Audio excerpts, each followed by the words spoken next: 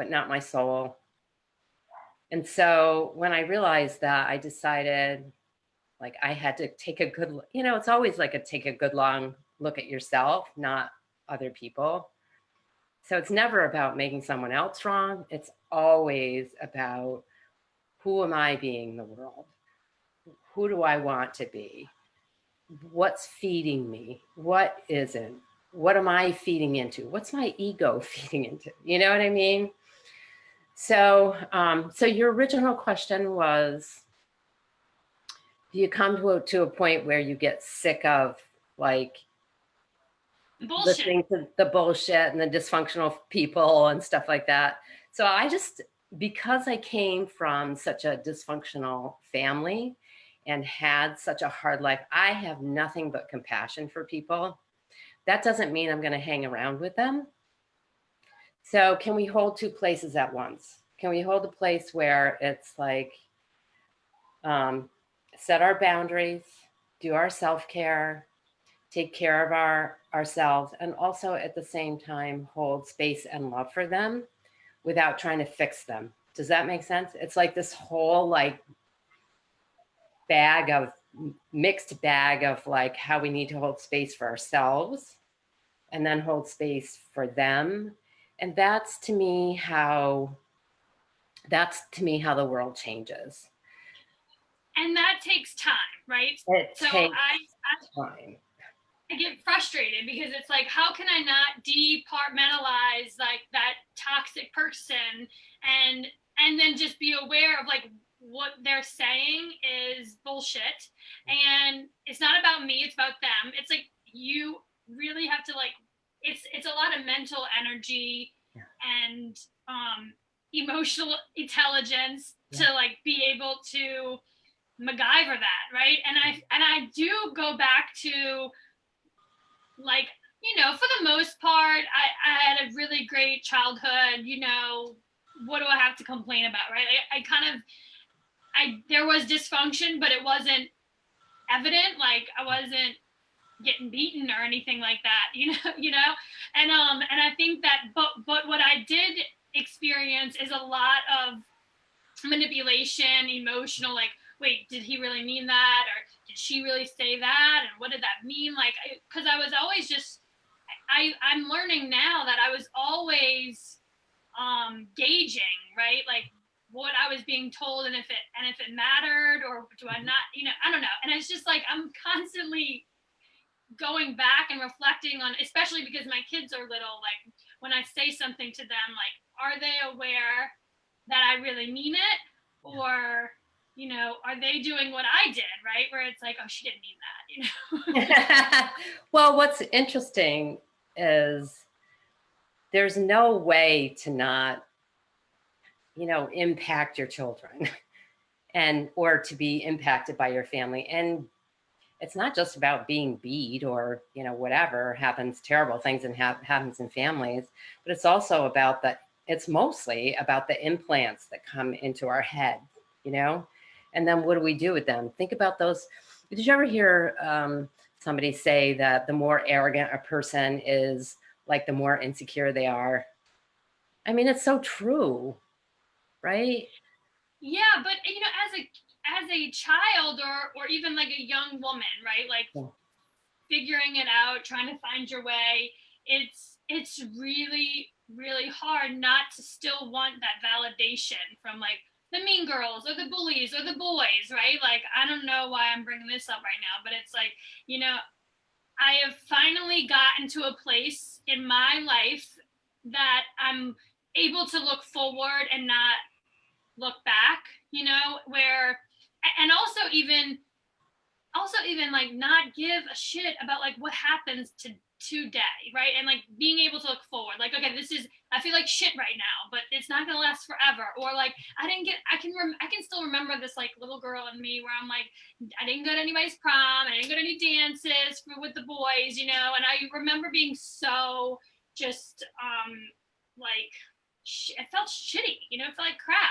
And it's like, I can remember my dad saying things like, this is not important, like this is not going to matter, like this is just a blip and it's going to be over, and like you need to look forward. But I could never really figure out like how to get past it, you know?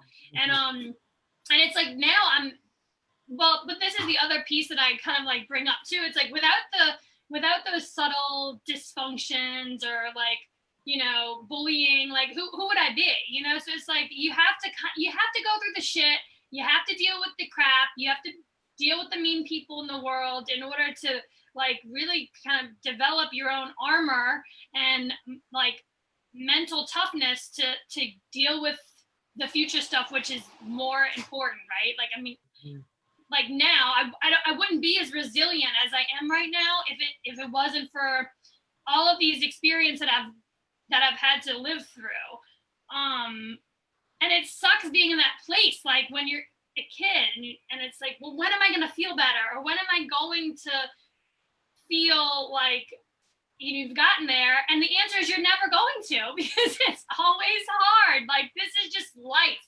And so you're never going to not have some struggle.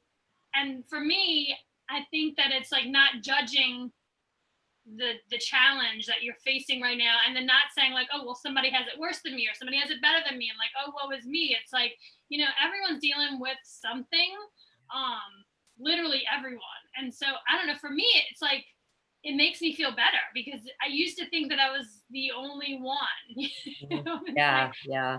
You may and now I feel like I'm the only one talking about it, but everyone is feeling it, and I know it because people send me messages privately like, oh, what you just said, I cry too all the time. It's like, why don't we talk about this shit? It would make more people feel better, which is why is that the main thing that you're frustrated about, is that people aren't being real? Well, I hate the frauds. I hate people that are going to pretend like it's rainbows and sunshine every damn day. That's not reality. Yeah. I would say the majority of my reality is challenge, struggle. It feels like a beat down sometimes, and I wouldn't say that I'm depressed. I don't think that I have. I don't know what you're an expert. You tell me what you call this. It's not really depression. It's not so much anxiety. I feel like I have more faith in myself than I do anxiety with the uncertainty. Like, I know I'm going to be fine. We are in the middle of a pandemic. We've never had this before. I mean, if anybody's not out of sorts or feeling weird or depressed or having days, then they're not human beings, right? They're either overworking, underworking, watching too much TV, not getting outside, only getting outside. Like, there's so everybody has their way of coping. And the thing, Catherine, is that if you are a leader, which you are, and you're a world changer, which you are, sometimes you have to say the things that other people can't say. Yeah, and then like, it is what it is, right? It is what it is, yeah. But so I guess the other thing that I have to like dispel is that people were feeling depressed and anxious and stressed out and on the verge of bankruptcy and on the verge of divorce and on the verge of all of the uncertainty before this all happened. So all of this is just all coming out now. And I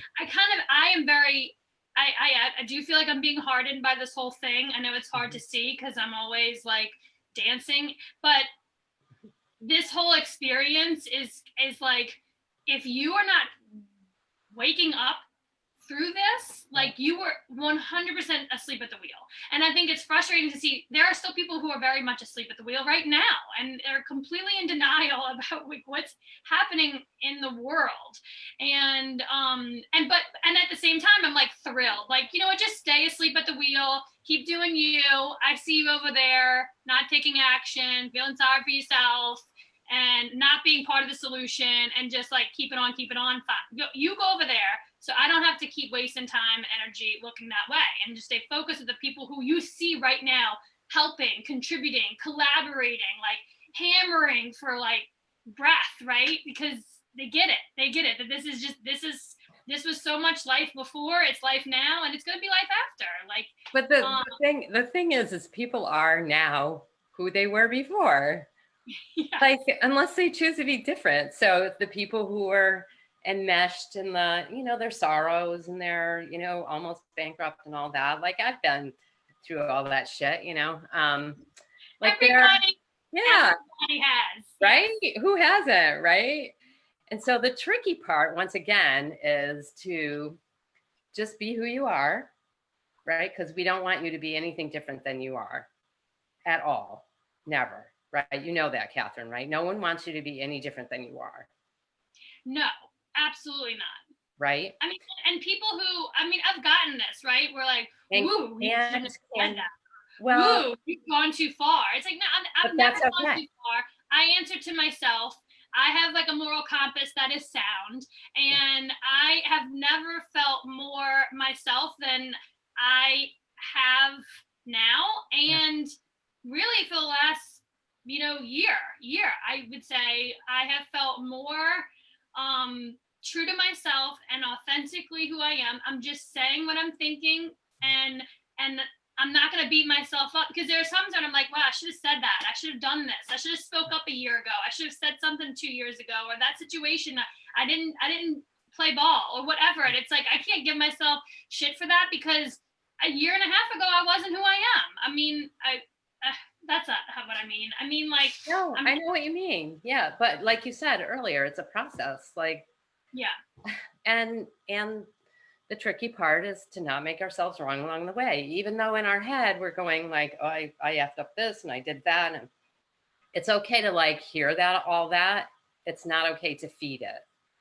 Do you know what I mean? Like recognize it. Like, oh, I hear you. I hear you, brain. Okay, I hear you. And thank you very much for sharing. And we're just, yeah, we're okay. Yeah. So that you're not like wrong can get piled on top of wrong, and piled on top of wrong. Like you're thinking the wrong things, you're doing the wrong things. You shouldn't have done this. You shouldn't have said that. Like it's like we are so crazy as human beings, right? It's not our fault. I mean, there's all the brain science stuff, which I love, right? So we have our patterns by the time we're 7 years old. It's not our fault. Our brain is just like gathering all the information in our environment. Oh, I shouldn't say this. I shouldn't do that. I have to question this. I don't know if I'm doing it right or wrong. Did they really mean what they said? How should I treat my neighbors? What about religion? What about, I mean, I've probably told you this story before, but when I was like 11 years old, I was so depressed, and I was laying in my bed for like 3 days. Finally, my mother gets so sick of it that she sends my crazy father up, who's having a really sane moment. And he looks at me and he says, "What is the matter with you?" And I was like, "Nothing, I'm fine," And he looks at me and he says, I'm not leaving this room until you tell me what's wrong. So I say to him, I know that I'm not supposed to do anything wrong.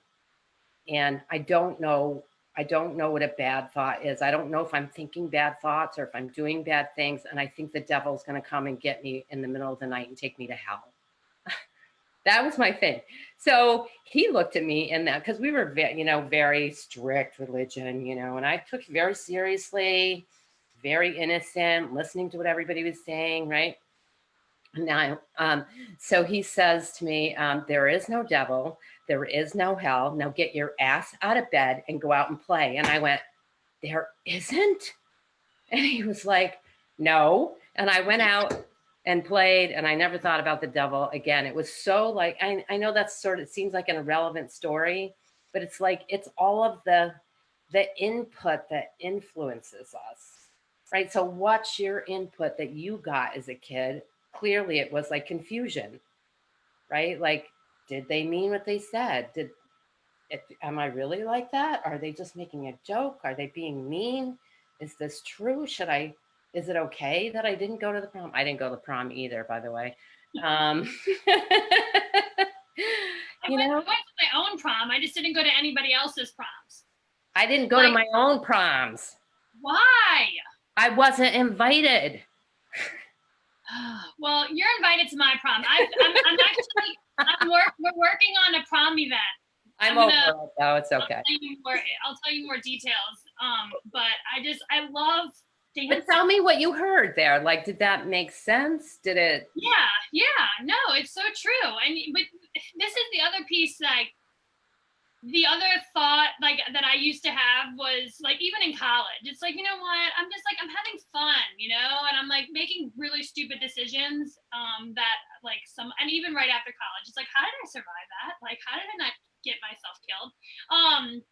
But it's like I always like kind of say like, oh, I'll do that when I'm like in my 30s, or I'll do that when I get married, or I do that when I have kids, like when I have a reason to get my act together, you know. Yeah. And I think that like your story kind of resonates with me, because it's like we have to start living the life that we really want and feeling the way that we really want now, like right now.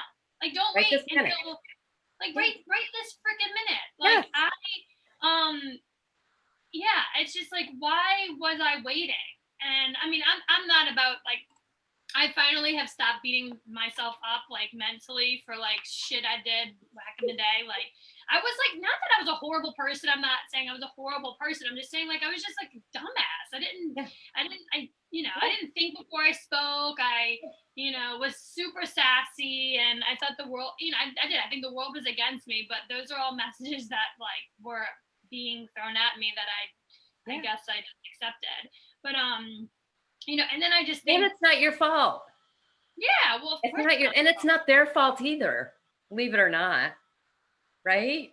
Yeah, it's just life. It's just the world. And the only person I do think the only person that you have to blame when things aren't going your way, or like things are not working out. Like, okay, for example, last week on Saturday, it was like 4th of July weekend. We had told Posey, and Ruby and Zia, but they like are so little, they just like come along for the ride. And it's Posey that we really get to like have this communication with. But we were gonna go to the beach, and it was gonna be so much fun. And we like, it was like, oh, you're planning for it and everything. We got to the beach, and the beach is closed because of like fecal contamination.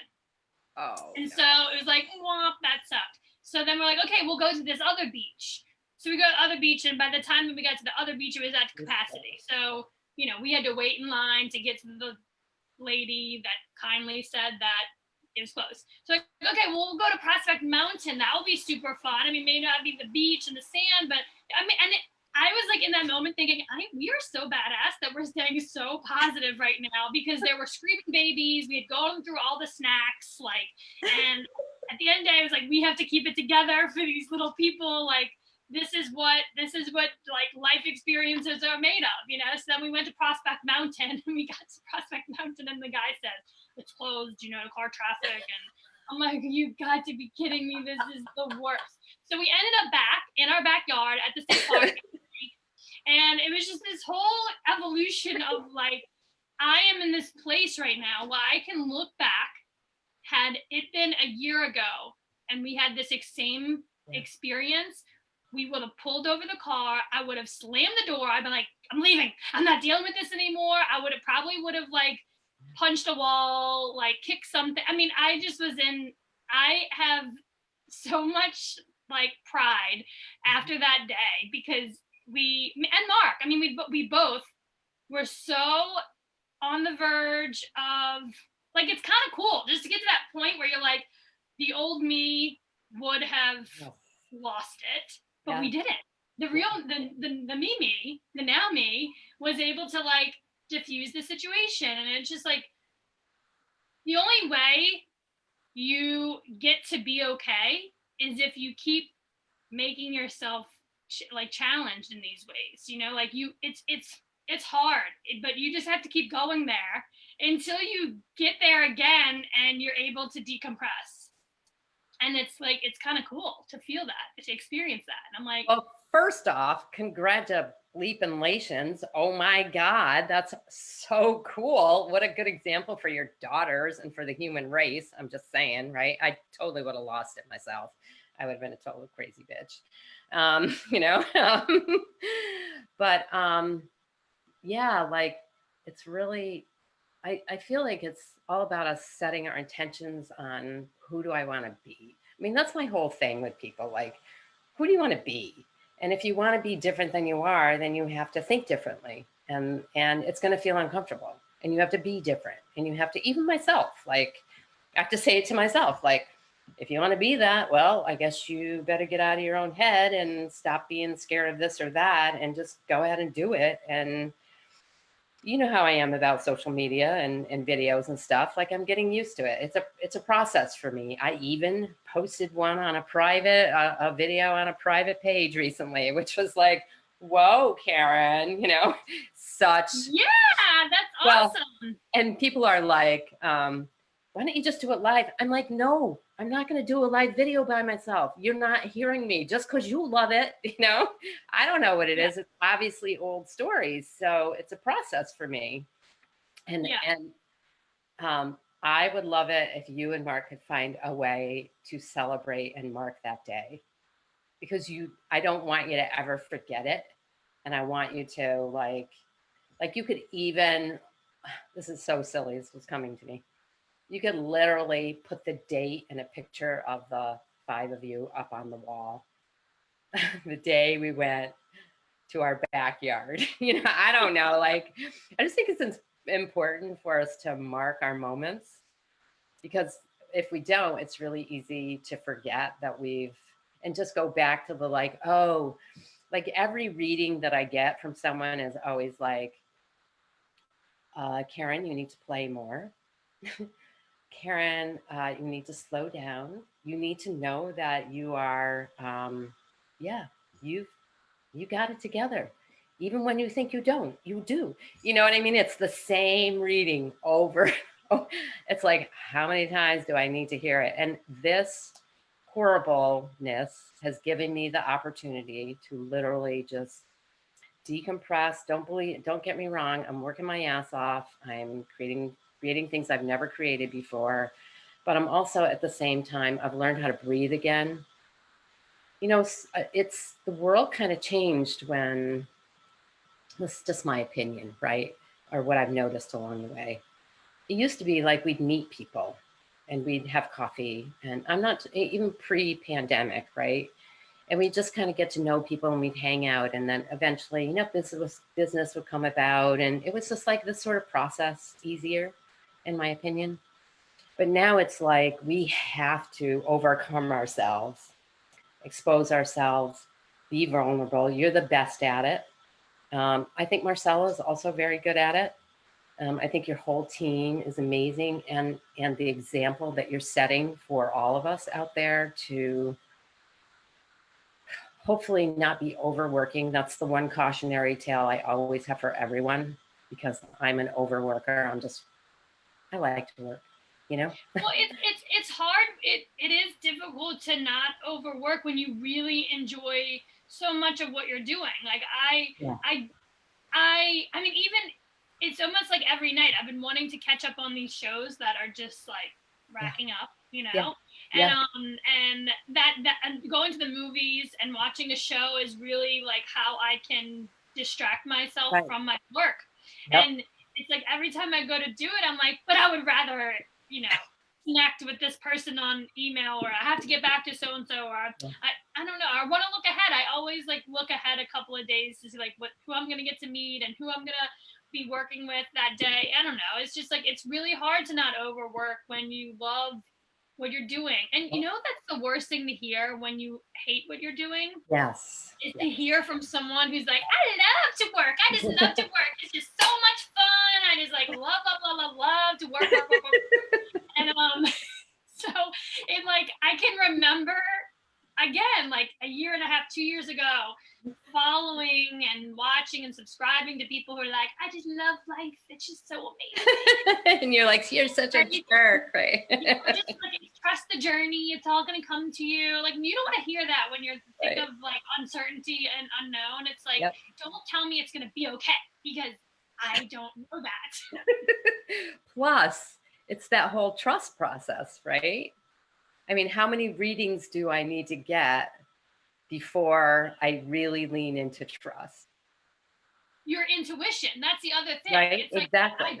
I do think women are taught early on not to trust their gut, when really it is literally our superpower. We have this intuition in us, and it's like maternal intuition. I don't even want to go there because you don't have to be a mom to have it. You have to be female. You have to be a female. Females You are can have intuition too. I think it speaks in our ear a little differently. Okay, that's like the best. That's the PC way to say it, but It's true. It's true though. Right. So they have. I think that they have it in different ways.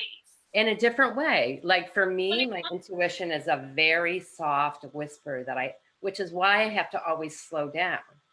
Because if I'm speeding ahead too fast and overworking and not watching some stupid show to decompress, then guess what? I'm never listening, which is so important, right? Yeah. How does your intuition come? Is it a gut feeling? Is it a hearing, or what is it? Oh, that's a good question. I would have to think about it some more. I mean, I am very much reactionary, and I think that I have good instincts. So being reactionary hasn't been so bad, especially in this time of shitstorm that we're living. And it's like, well, what do we do? It's like, do this. And I've got good instincts. And I think that comes from experience of having to like always be pivoting and always be thinking creatively and always having to like, I do feel like I thrive under that fight or flight pressure because I think that I'm there. I was there for a very long time, like my whole life. And so I'm used to feeling uncomfortable. I'm used to, oh, thanks, Jill. See, this is what I'm talking about. Teamwork. I like, it's just, I don't know how to like express gratitude. Like, I mean, it's just saying thank you is not enough to my team. Like they've kept me going, but, and it's like, that wasn't just like, oh, I need a coffee. It's like, she gets me. Exactly. And knows when to bring it. Yeah. What to do, right? Yeah. Yeah. She's like, oh, yeah, I think she's talking about family life. We gotta bring her in. That's great.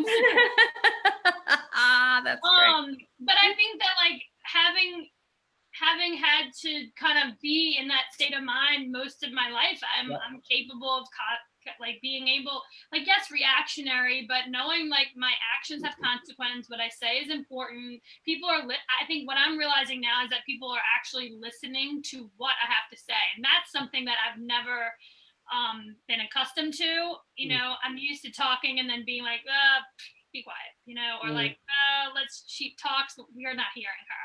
So but I mean, that all goes back. I grew up with a bunch of like boys, and in Southern culture, it's like, you know, kids are seen and not heard, and you know, it's all about the boys and meeting the boys, and you know, having the boys' babies, and like, and that's just a whole cultural. That could be a whole nother conversation, but it's just. It was the northern culture too. Really? Just so you know, yeah.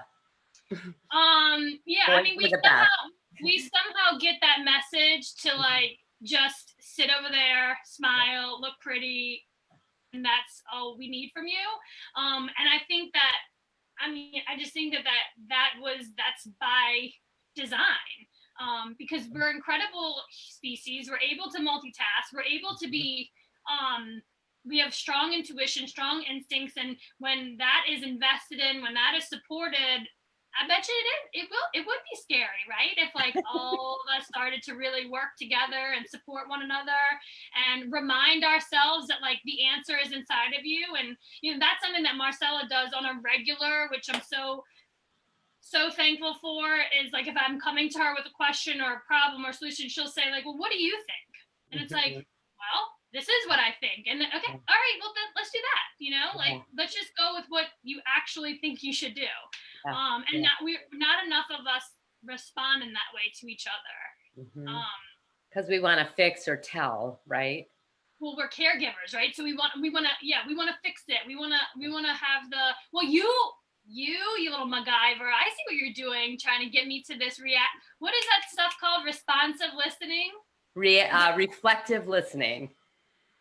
Reflective listening. It's something that you I Yeah. think you sprinkled in my, brain Mm-hmm. months ago, where it's like, if there's a confrontation, if there's a challenge or a difficult conversation, reflect the question back to the person and Mm-hmm. let them get there, Mm-hmm. or Mm-hmm. maybe you explain it in a better way, because Oh, it's again, all right. I mean, it feels a little contrived when people hear about it, but it becomes actually, if it's practiced, it becomes like a great way to have a great relationship, to be honest with you. So let's say, let me see, let me think of a scenario. Well, let me just use myself. Let's say Kevin is talking about something to me, and I'm like, what? Right? And then, so that doesn't go very far, right? So right. where if I'm sane in the moment, which is most of the time, but honestly during this pandemic, I've been much more reactionary. Not all the time, but like it's usually twice a year for me now after all the work I've done on myself. Now it's like, every couple of weeks I might have like a 2-minute moment where I'm like, "Bleh," you know. Yeah. So let's say I'm not insane in the moment and he's talking to me about something that I'm not really liking what he's saying. Instead of reacting, I could say, so what I'm hearing you say is dot dot dot. Is is that what you were saying? Because sometimes they're not even saying what we're hearing, right? Sometimes they're just need to talk, or I mean, it's always most prevalent in our relationships. We're always going to be the most reactionary because they've got their family history, you've got your family history, they've got their brain science, you've got your brain science, and it's all coming together for this perfect love story that's like boom, as all our lovely patterns show up. So this is something that I teach definitely all the time to my couples that I work with, and it only takes one person. We went to an Imago therapist when we were living in California, and he was really great. He was a cowboy, and he used to go on, like cow, things and cross country things. He was really super cool and the best therapist for us, that we had come across. And, he just taught us how to do that. And I was like, I can't stand myself anymore. I can't stand our pattern. Like he gets upset, I get upset, then it turns to this, and then he turns to that, and then we've got this system going on. I didn't like it, because it's exhausting and not good for anybody, and it's just a pattern. Yeah, and you just feel like shit, and it's like, well, Yeah. you don't have to feel What like for? shit anymore. Yeah. Right. And so anyway, I decided to like keep practicing that, and it's like it really changed our relationship. It doesn't take two people. And then he responded in his ways. And it was like, it's beautiful to have a tool that actually works if you're willing to go through the discomfort. And that's the part that people don't want to go through, and why people don't change is because it is physically, emotionally, and mentally uncomfortable. Yeah. That's it. That's all it is. Yeah, Right. but you know what else is really uncomfortable? Divorce. Yeah. But people, I swear to God, I've said to people, will you go have this conversation with your partner? And they are like, no. I said, so you're telling me that you would rather get divorced than have this conversation? And they are, yes. That's how uncomfortable change can be for people. Yeah, Like, and how do you this is how do you even rationalize with these people? Like, this is the other thing, and I mean, of course, this is yeah, getting personal, because good, I don't know how else to be, but yeah, good. Me too, how right? if you can't have that conversation with your significant other, and you would prefer to just get divorced, like, what were you thinking getting into that? Or I mean, and can you just say, like, well, you weren't thinking, you were 20 stupid years old and you got married Okay. because you thought that was the next step, that was the next thing you needed to do in your relationship, and you were feeling pressured by exterior influences, you know what I mean? And so I go through this, right, where I'm like, but I love my husband. He's the father of my children. We have so much history. I can't imagine. I cannot picture a life without him. And I 100% will do whatever it takes And that's not to discredit who I am in this marriage, in this Yeah. partnership. And more importantly, it doesn't discredit his commitment. You know, it's just like, So if we go those are back all to the the, things that, if oh, go we ahead. go, no, if we go back to the brain science, right? So up until we're 7 years old, we're just gathering all this information, right? And then we make unconscious decisions, right? So we don't know we're doing that. So you get together and, you're like, this is really cool. And the Italians did a study. When people get together, I don't know how long it lasts for, maybe a year or whatever, or a certain amount of time, men's testosterone levels go down and women's testosterone levels go up. So it's like a biological trick. So everybody's like, the guys are like, oh, I love you so much. Here's some flowers. Let me walk you home. Let's go to dinner. I'll open the door for you. And the girl's like, let's have sex. Let's have sex. Let's have sex. Right. And so the guy thinks he's got this and the girl thinks she's got this. And then you get together and you get married and it lasts for a while. And then it's like, your patterns from that 7-year-old time show up. And I think it's brilliant because if we can only understand that, then we can know how to work our way through it. If we're working with the right therapist or we're working with the right coaches or whatever, it doesn't really matter, right? But if we're working with the right people and we're willing, I think the people that we marry, unless it's one of those really weird situations, generally speaking, are meant maybe meant for us. You know what I mean? When I think about on my first marriage, like I could have been so different in that marriage, you know? And I can think about him, but it doesn't matter like what he was like. What matters is what I was like. You know what I mean? And the changes that I could have made. And I don't know, am I rambling or did No, that? no, Yeah, I love it. I yeah, love it. It's just, and the other, I think the other thing the thing that gets in my way, and I'm only speaking for myself. I'm not divorced. right. I Okay. am not. I don't believe that I will be divorced. And so I can only speak for myself here. Right. But it's like I do not believe that I'm going to change Mark. I Right. don't believe Mark's going to change me.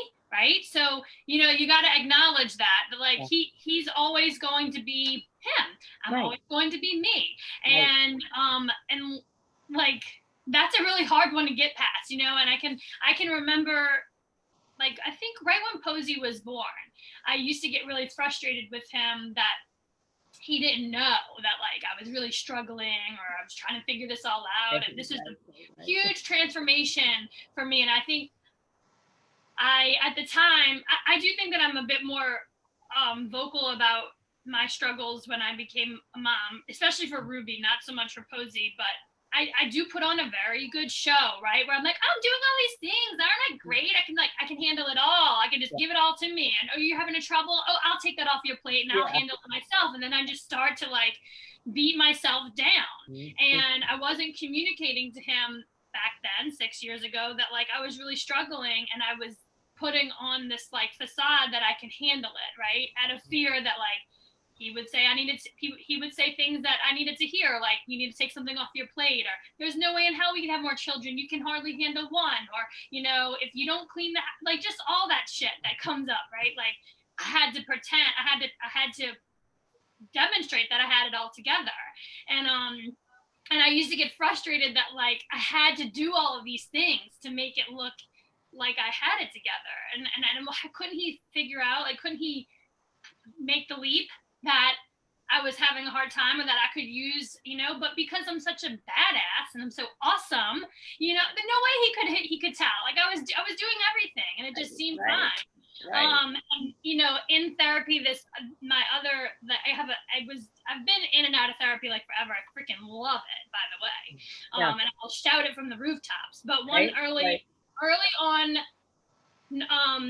tip that I got from her was that nothing goes without saying. You have to beat it into them. Yes, especially they have a different brain. Over and over again. Yeah. Yeah, like over and over and over again. And sometimes those things are, I'm not okay. I'm Mhm. like, I'm not okay. I'm really struggling. I'm really being challenged. I need space. I need you to help out. I was like, you got to say it. You Mhm. have to, and sometimes putting it on paper too. This is another thing that we have a hard time doing is like writing it all down. That Because makes sense. Mark and I go deep all the time, talking, like in-depth conversations, like just planning, life planning, like what are we gonna do in 5 years? What is it gonna look like in 10 years? What do you think for both? Like all of the time, and it's exhausting, but it's also important that we're always on the same page. Um, but yeah, I think that we have done a lot of work on ourselves and our marriage, and it is I'm proud of that. I'm proud that we both put in a lot of effort. It shows that he gives a shit. It shows that I give a shit. It shows that we care about our kids and each other, and that we want to keep at it. Right? I Absolutely. also want to know, like, if he. Well, I'm willing to go there because I always want to know that he's in it. He's Mhm. in this, right? Yes. Um, and it sucks if you're not talking to your the partner, the person that you're like spending the rest. The only other person that you'll have as much life experience with is your siblings, hopefully, right? Sometimes, some people, sometimes not.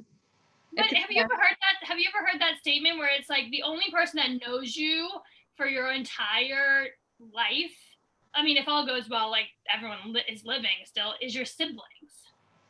If you even have them, like some Are you people an only have them. child? No, no, no. I have them, but they don't always know you. You know what I mean? Like, do your siblings really know who you are? Like, maybe they do, maybe they don't. Do you really know who they are? It just depends. I think different families, different situations. Like, I get along fabulously with all my brothers and sisters, but there are so many people who don't. Like, it's amazing to me. I feel so blessed because of that. I think we had a hard childhood together. You know what I mean? And so, we all sort of like, we're very close, which is really nice. We disagree about things. It doesn't matter. We don't need to talk about it. We're different people. Um, so I want to go back to the fear stuff. And I love that you went there. I just think that fear sometimes about conversations is just a habit. If you've been punished, let's say this person who doesn't want to talk to let's say a woman who doesn't want to talk to her man about what she needs or wants. If they were struck or sent to their room or whatever for actually asking for something, then they're going to be unconsciously very scared of that, right? And so they would rather get a divorce than have to go to spend entire day in their room or to hide under the bed, or you don't know, like, people have had we don't know what people have lived through in their life. And so our job as human beings is to hold space for that, but also ask the harder questions, right? Which and you ask the hard questions all the time. Now, my first husband and I'm a talker and he is not. Like, he did his best, right? But there were only certain levels. I dragged that poor guy to every therapist in the country, right? And it was really hard for him, and he did not enjoy 1 minute of it.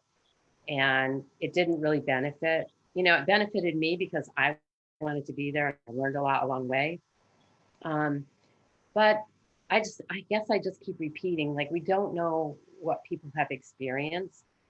So I think, and also considering the nature of the world right now, like tolerance, acceptance, love, like if we could implant that everywhere, and also at the same time, like I said earlier, like hold space for ourselves and our feelings. Because sometimes I get like, I just have a weird feeling, right? And I'm like, what is that for? Why? I'm just walking through a room. Why am I having a weird feeling right now? Is it some, psychic thing that I'm getting from, being an empath and all from a friend? Or is it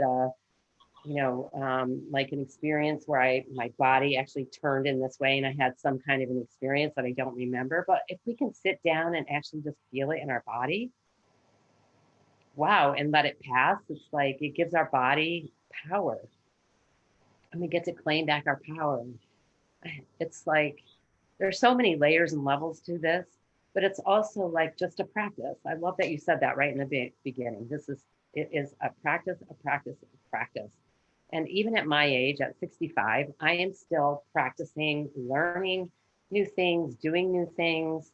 I think I'm actually getting smarter and healthier every year. So why wouldn't, look at Louise Heck. Yeah, I mean, but if you're not like, if you're not growing and if you're not evolving and learning, then what are you doing, right? Like you have to keep changing and adapting, and you have to, or Yes, you start to feel like crap. yes. And some people just don't want to, Well, there's that. Well, that's on them. right? And that's I like, think. they're not Well, our people. yeah, well, this is bringing it back though. It's like I love to know everyone, right? Like Yeah, I want to know the ones who don't want to change, and I yeah, want to know the ones who do want to change. right. And but I don't waste my energy on the people who are going to be pushing up against me Yeah, while I'm moving forward, you know. yeah, And it goes back to like just the certainty and the faith that I have in myself. Like I know that I'm gonna be just fine. My babies are gonna be just fine. Like we'll be all right. And so but I'm with that being said, I'm gonna support anybody around me that supports me. Like invest in the people that are investing in you, mhm, and the more certain and confident that you can be in yourself, those other types of people just start to show up mhm, in your life. Like whether it's like this person just walked into this coffee shop and you're immediately connected with them. That's you with your energy, like sometimes when you start talking energy and Marcella is about the crystals and all that too, and I start to go like, oh god, here she goes with her witchy ways, starting to talk about premonitions but it's like it's all real.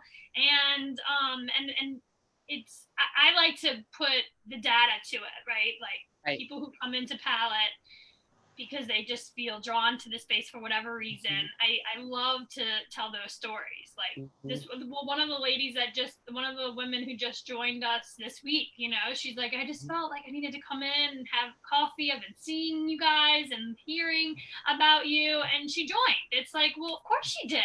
It's like people right. who come here just like are our people. Yeah. And the louder you are about where you stand, what your mission is, what your values are, the more those people show up. And then it is also interesting too, because I can like think of people that I'm like, oh, I haven't seen that person in a while. It's like, okay, either they're really struggling right now, or they just aren't.